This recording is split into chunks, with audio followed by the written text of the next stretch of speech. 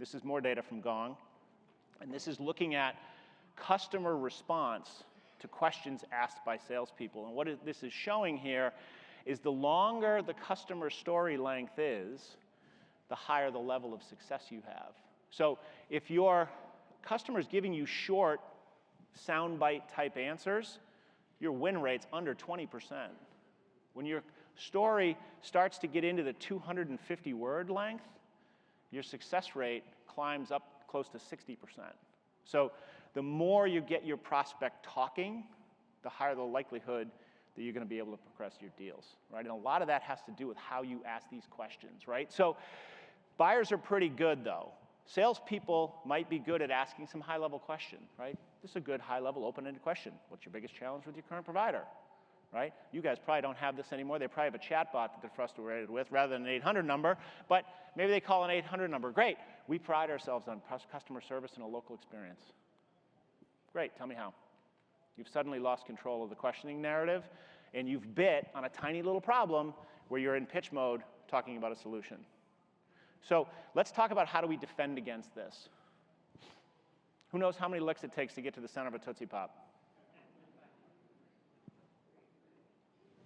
3, right? The wise old owl told us it takes 3 licks to get to the center of a Tootsie Pop. Well, sometimes it takes 3 questions to get to the truth from your prospect, right? 1 question won't get you the answer that you want. You got to be prepared to go a little bit more deeper.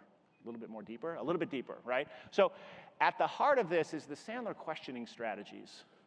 And if you haven't spent a lot of time with this, I'd recommend you get with your Sandler trainer and you do so. Right? At the heart of this model is a little bit of that softening permissioning statement.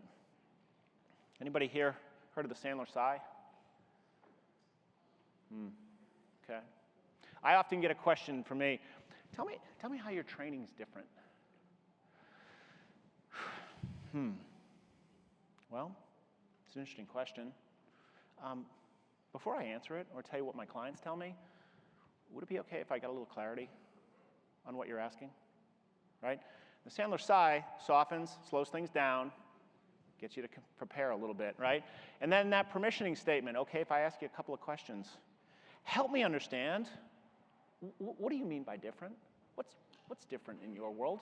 Because I don't know. I don't know what history they've had with training, right? We've got a lot of really good answers. Go into ChatGTP and ask it why Sandler training is different. It's a great answer.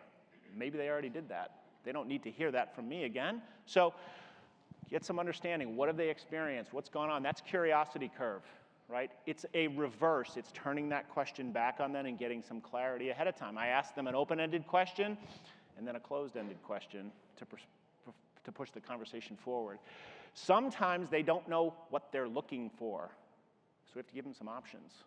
Some people have asked me about how we're different, and what they're really looking for is, well, how is your methodology different than X? How's your training structure different than X? How's your reinforcement model different than? Are any of those the types of things you're looking for from a difference perspective, right? So you're giving them some menus, some options to choose from. Sometimes people don't like to talk about what's broken. That's why the why question can be hard. Third-party stories helps protect them. I've had other clients have this issue before. I've seen this in the past. This is what I've experienced. Other people who've said that to me, this is what they're really saying, right? Protect them a little bit. And then my favorite, the negative reverse. Salespeople are compensated to get yeses. Salespeople are driven to push prospects to say yes. If you want to stop being like your competition, get them to say no. Thinking about how do you frame your questions where the intended response is no. Do you have a budget for this?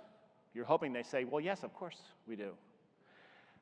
I'm guessing now that we talked through some of these challenges, probably not the right time to start talking about budget and investment, is it? You're hoping they say, no, I do think we need to have that conversation because frankly, we don't have one and we probably need to talk about how to create one, right? Same question, framed in a no, much deeper response. Thank you for watching this highlight video from the Sandler Summit. You can join us for the next Sandler Summit in 2024, March 19th and 20th at the Orlando World Center Marriott. Register now at sandler.com/summit.